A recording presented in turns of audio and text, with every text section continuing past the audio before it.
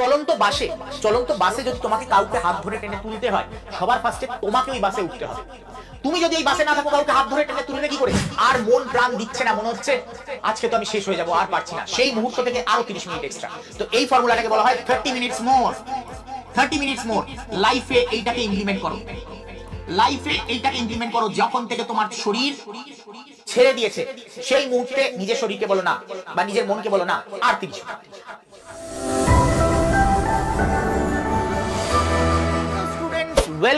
Welcome to our new channel smart school Bengali আড্ডা 24/7।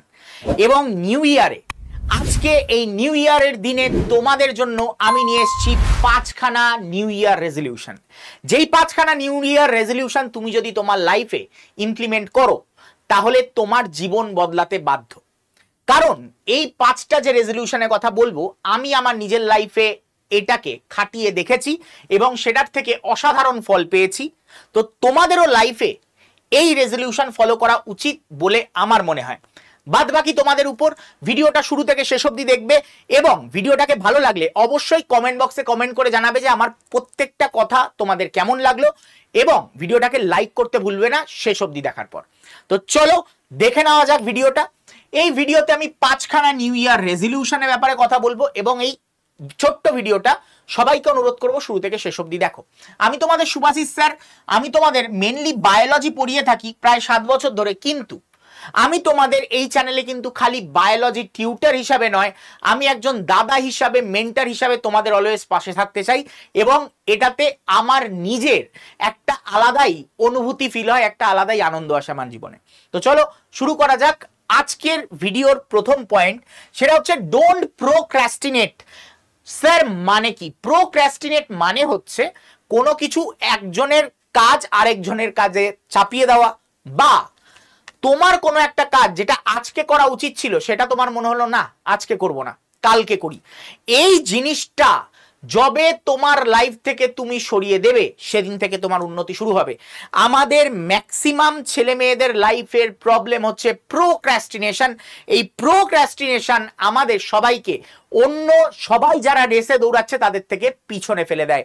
তোমাকে যদি আমি বলি, তুমি রেসের মাঠে দৌড়াচ্ছ, দৌড়ানোর সময় তুমি অলিম্পিকের ময়দানে দৌড়াচ্ছ এবং দৌড়ানোর সময় তোমার মনে হলো যে ঠিক আছে আজকে না থাক, পরের বার ভালো করে দৌড়াবো, এই অলিম্পিক তো হাত থেকে চলে যাবে।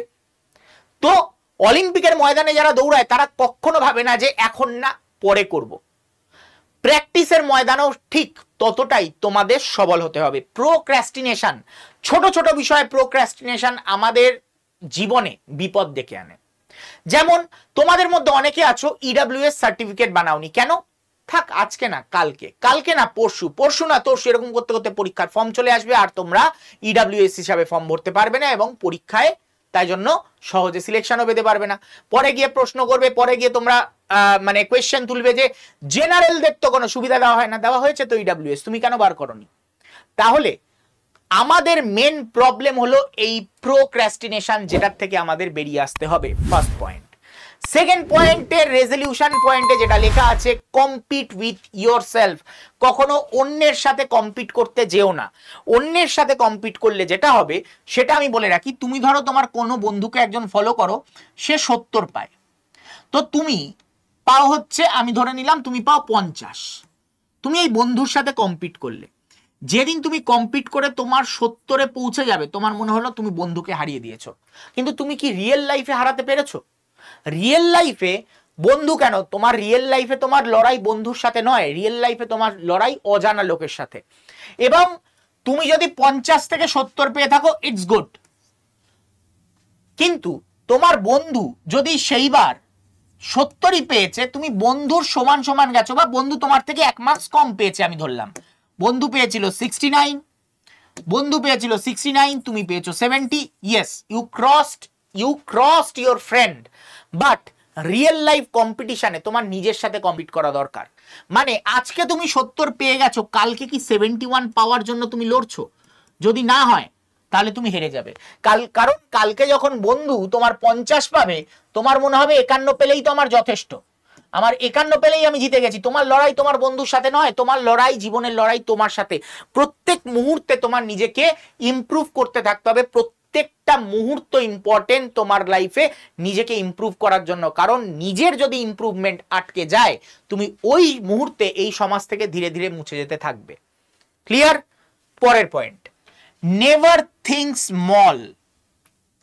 কখনো ছোট ভাবনা ভেবো না, সব সময় থিঙ্ক লার্জ, সব সময় বড় কিছুর জন্য ভাবো। তোমার যদি মনে হয় যে আমি একটা গ্রুপ ডির চাকরি পেলেই না আমার হয়ে যাবে, যদি এই চিন্তা ভাবনা মনের মধ্যে রেখেছো, হয়তো প্রবল সম্ভাবনা গ্রুপ ডির চাকরিটাও না হওয়ার। কিন্তু তুমি যদি স্বপ্ন বড় রাখো, তুমি যদি চেষ্টা করো বড় বড় লড়াই করবার, বড় বড় পরীক্ষার জন্য ট্রাই করছো, বা তুমি ভাবছো যে আমি তো এএনএম জিএনএম এ পরীক্ষায় বসছি, কিন্তু আমার স্বপ্ন হচ্ছে যে আমি এমস এর নার্স হব, তার জন্য আমাকে কি কি করতে হবে, সেই চিন্তা ভাবনা যখন থাকবে, তোমার স্বপ্ন যখন বড় হবে, তখনই গিয়ে তুমি বড় জায়গায় পৌঁছাবে, না হলে তোমার গ্রাফ এখানেই আটকে যাবে। এইটা আমি বলবো তোমাদের লাইফের নেক্সট রেজলিউশন, যেটা 3 নাম্বার রেজলিউশন, যেটা নাও, নেভার থিঙ্ক স্মল। লোকে কি বলছে, লোকে কি ভাবছে, সেটা নিয়ে মাথা ঘামিও না।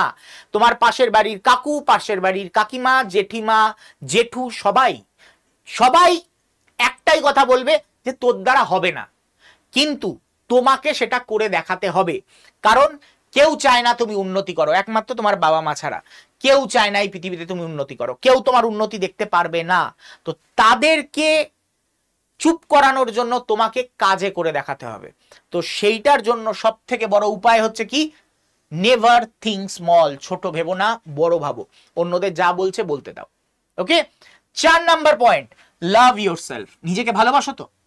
যদি হয় যে না স্যার নিজেকে ভালোবাসি না, খুব বড় ভুল করছো। স্যার আমি অন্যদের ভালোবাসতে বেশি মশগুল, আমি চাই আমার বাবা মাকে সম্পূর্ণ ভালোবাসা দিতে। তুমি যদি নিজেকে ভালোবাসতে না পারো, আলটিমেটলি তুমি কাউকে ভালোবাসতে পারবে না।